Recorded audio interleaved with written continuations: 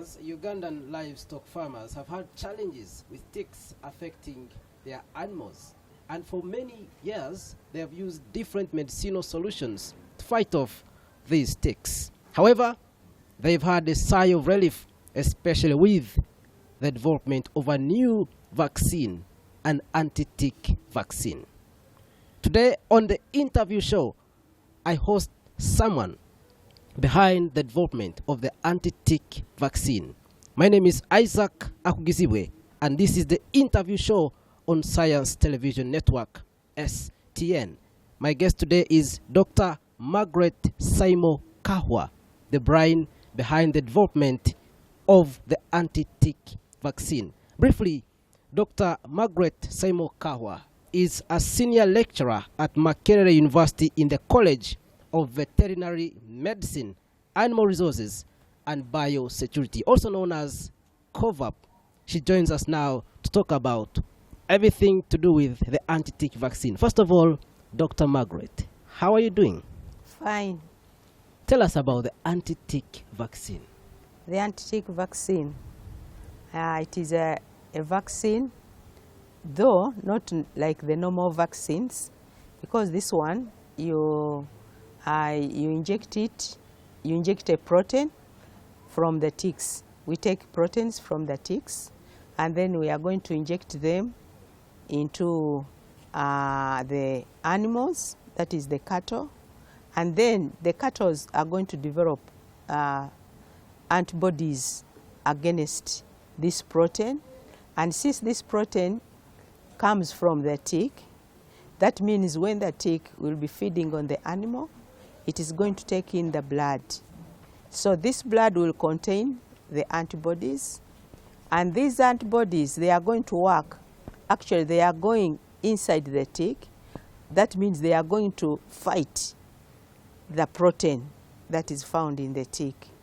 That means that depending on the function of this protein, it means this protein is going to be destroyed once it is in the tick.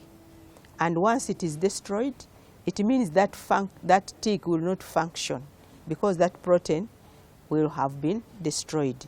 And in this case, this protein is found in the digestive system.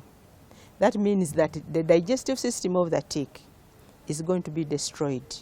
So it will not be able to feed, it will not be able to take in the nutrients that are in the blood. And if it doesn't take in the nutrients, it means that it is not going to carry out its performance to lay eggs, and it means that if these antibodies go into the ovary, it means the eggs that will be laid may not hatch, or if they hatch, it means then the larvae that come out of the eggs will not be viable, will not be able to continue to grow.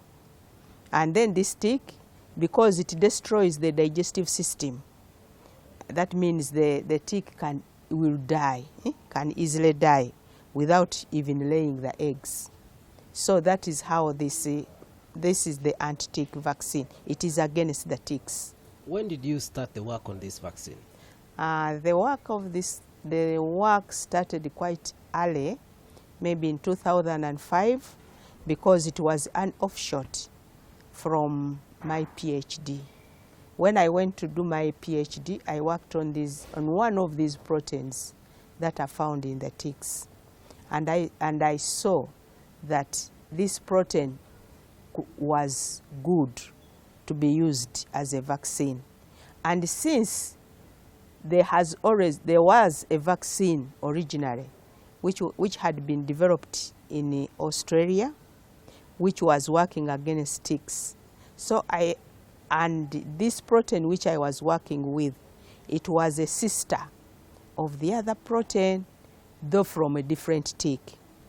So that's when I thought, I think since in Uganda we have problems of tick resistance, we have problems of these ticks not dying, and we have problems of acaricides, the contamination. People don't use the acaricide properly. You find them spraying in the open. Sometimes these acaricides can go in the pastures. So I thought it would be good to develop a vaccine using this protein I was working with. Besides that's when I started. that background, is there any other thing that inspired you to come up with this particular vaccine? Yeah, I wanted to help the farmers. I also wanted to do something for Uganda. Maybe a viewer out there would like to know, how far have you gone with the development of this particular vaccine, the anti-tick vaccine? Actually, by yesterday, the vaccine could have at least been out. But because of challenges in accessing funds, we have been sort of delayed.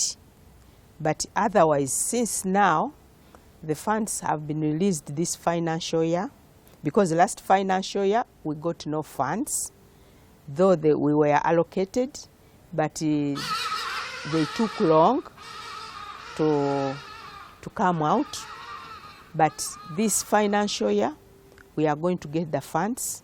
So when we get the funds, we are going to try out this vaccine in the field so that we see what we have seen in the lab, whether what we have seen can be demonstrated when you vaccinate many animals and in the natural environment where the ticks thrive. So after that, then we shall be ready to go, because His Excellency gave us, we thank His Excellency because he has supported us very much. He has helped us to develop a vaccine line in a factory which he has been producing drugs. That is Alphasan in Namave. And our line is ready to produce these vaccines. So once we carry out the clinical trial, then we shall be able to go.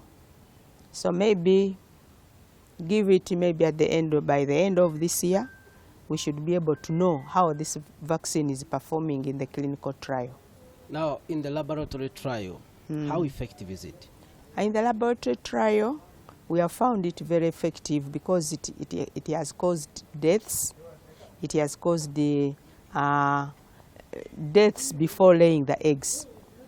And it has caused the eggs not hatching. And also we have found that the nymphs, they don't continue with the transmitting the disease, and also they are affected. So when you take the total effect on the adult, on the eggs, on the nymphs, and on the larvae, that's what we call effectiveness or efficacy. We have found that up to 90% effective. That's amazing. Now, someone out there may be wondering, how is it likely to benefit Ugandans or all humans? Because I don't think you're only making it for Ugandans, all humans and maybe livestock. Yeah, it is going to be very beneficial for the livestock owners. That means because in the current situation, livestock owners dip or spray their animals every week, especially in the dry season. But in the wet season, like when it is raining now, you find that they need to spray twice a week. That is very expensive.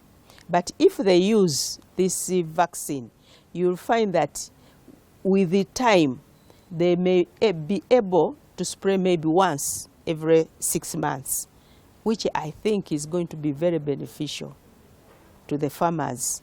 And then to Ugandans, of course, now they will be able to keep exotic animals, which give more milk. They will be able to keep improved animals, improved cattle that grow faster, and maybe they get more beef, more milk. The hides will be of good quality, since ticks, when they bite, they spoil hides, and there will be more jobs. That means there will be improvement in the household income of people who keep animals, who keep cattle, dairy farmers, ranchers, even ordinary who have these zero grazers. And definitely they will save on their herbicides because they will be spraying maybe once every 6 months, you can imagine, instead of twice a week. That means saving. So they will have money to use for other things, to take children to school. They will have money to go to hospitals, to buy drugs, and improvement in the welfare of the homes. Now, vaccines often come with side effects. Are there some potential side effects that may come as a result of using the anti-tick vaccine? Not one of, I know, especially of this protein, because as I told you, in Australia, it was developed since 1986. They used it for 10 years. There was no effect. In Cuba, they have used it now for almost 40 years. There has been no effect because it is a protein. It is not a virus. It is not a bacteria. It is a protein. And this protein has no side effects on the animal. How are Ugandans and all the people who intend to use the vaccine going to find it? It will be when we roll it out, since as I told you that we are using a factory that already has the network, the infrastructure. So that means we shall use the infrastructure that is normally used by the ministry. That means in the vets. So they will find it in the ministry. They will find this vaccine in the districts, in the veterinary officers. They can come to the factory. We shall have outlets. There will be outlets. Because you talked about the president supporting you. Yes. Is there any other support besides the president's support? In the earlier stages, there were calls for grants. We had a grant from the Africa Brazil that transferred the technology of using yeast to get this protein. Because when I did my PhD, I used a different system. But there was this project, which was the African Brazil project, which was helping the least developed countries to get technologies from these developed countries. So we got this technology from Brazil of growing yeast so that we can multiply the protein faster. Definitely there was that call, there was that grant. And I also got a grant from the National Council for Science and Technology, which helped us to multiply the seed which we are going to use. There have been other, definitely in the earlier stages of development. But in this other stage, it has been mainly the grant from the presidential initiative. Do you think that support is enough? It is not enough, but I'm thinking that as we continue, we shall continue requesting for more funds so that we can be able to do to increase on the production. Besides the need for more funds, what other support do you need?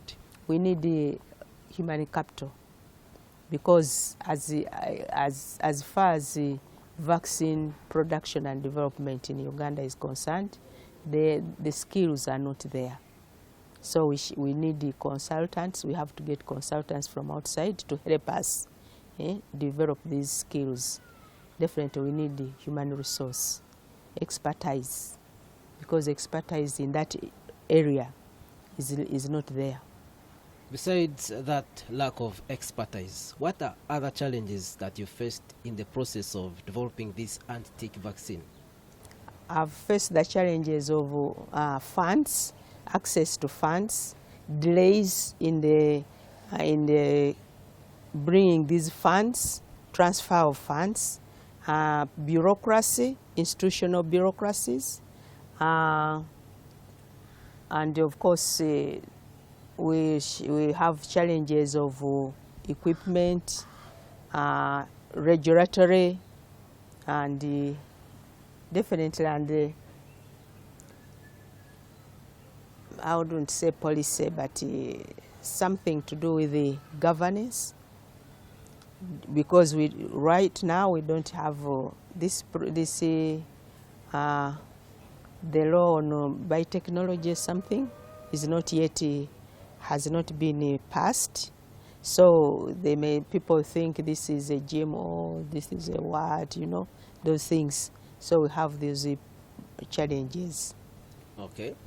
Now, considering the work you've put in as an individual, do you think this vaccine will be your patent, or it will be given to someone else, or will it be a shared effort?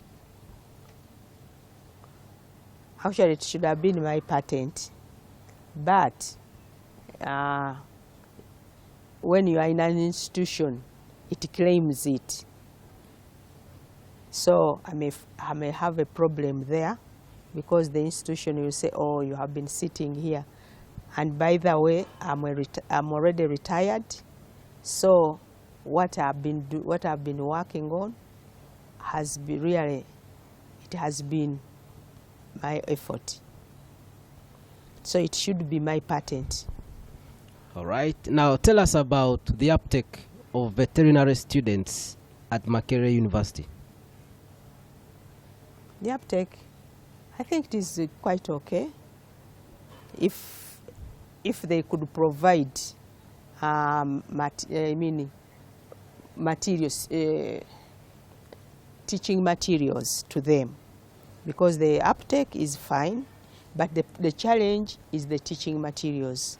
These students don't get teaching materials in time because of funds. The university does not send funds early in time, so you find that the practical part of it becomes a challenge to the lecturers, because if you don't have teaching materials, it becomes very difficult to demonstrate to the students, and maybe the students also can't go out in the field because the fuel is not there, the transport is not there. These are some of the challenges to them, but otherwise the intake is fine. What are those teaching materials you're talking about? Teaching materials, let's say for example, if you are teaching veterinary, they are supposed to go in the lab and maybe look at let's say the ticks. They are supposed to go to go and see a tick, maybe dissect it, get to know the parts of the tick. But now you don't have money to go and get those materials from the field and bring them in the lab, or take these students to the field to practice, to see how they treat, to see how the farm looks like, and get to know what are the different activities that go in the farm, what is a vet supposed to do. And there is no fuel, there is no transport, the lecturer can't take the students. So these are some of the challenges. What are some of those benefits that someone who is pursuing veterinary medicine as a course and a career is likely to find? The challenges or the benefits? Benefits. The benefits, definitely he'll have, he should be able to own an animal and be able to look after it. So he should be a good farmer, first of all. Then treating, he should be able to treat other people's animals, so he will get income. And then at the same time, he can be a researcher, be able to come in the lab and do research. And he can work anywhere. He can work in these industries, pharmaceutical industries, because he has the knowledge. He can work in many of these different farms. So he should be able to practice his job. There is quite a lot he can do. Now, from your experience and, of course, your development of the anti-tick vaccine, there's quite a lot of young Ugandans and people from other countries who are looking up to you. how would you advise someone who wants to be like you? I advise them to become innovative, to join research. I mean, to come into research. There is quite a lot that one can do. There is a lot of knowledge that has not been discovered, and there are a lot of things that we need to do. So they should be innovative. They should think as innovative and passionate. And probably some of those could be there wondering, where did Dr. Margaret go to school? I'm from Buked. I went to Toro Girls for my secondary, from senior 1 up to senior 6. Did your stay at Tororo Girls also inspire your love for veterinary medicine?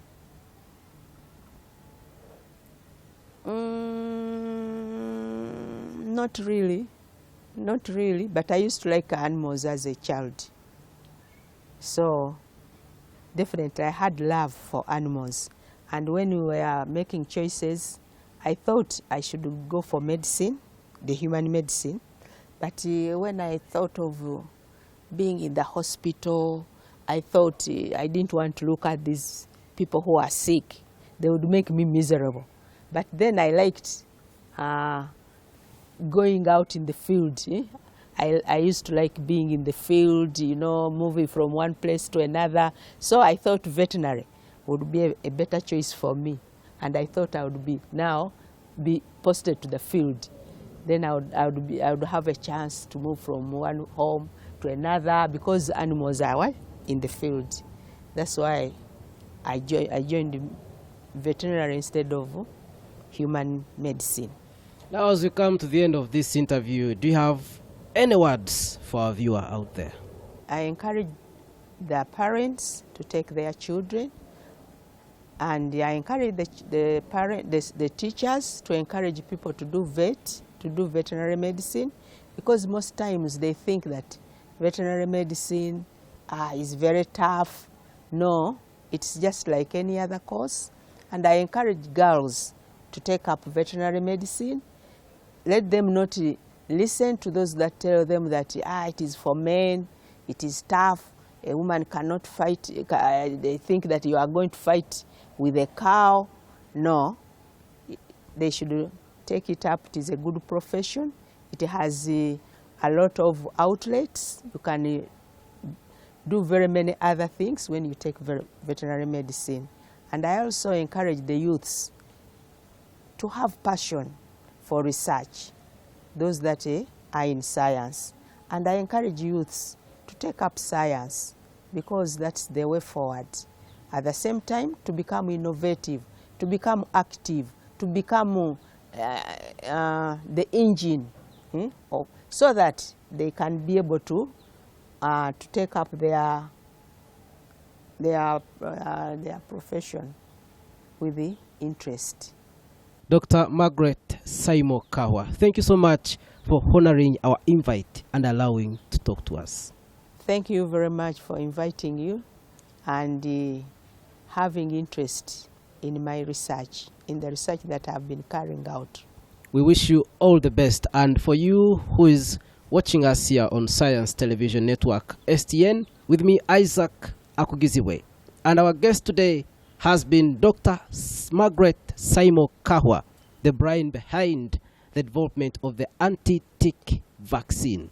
We want to thank you for always watching us. Keep sharing, subscribe, and invite your friends to do so. See you next time.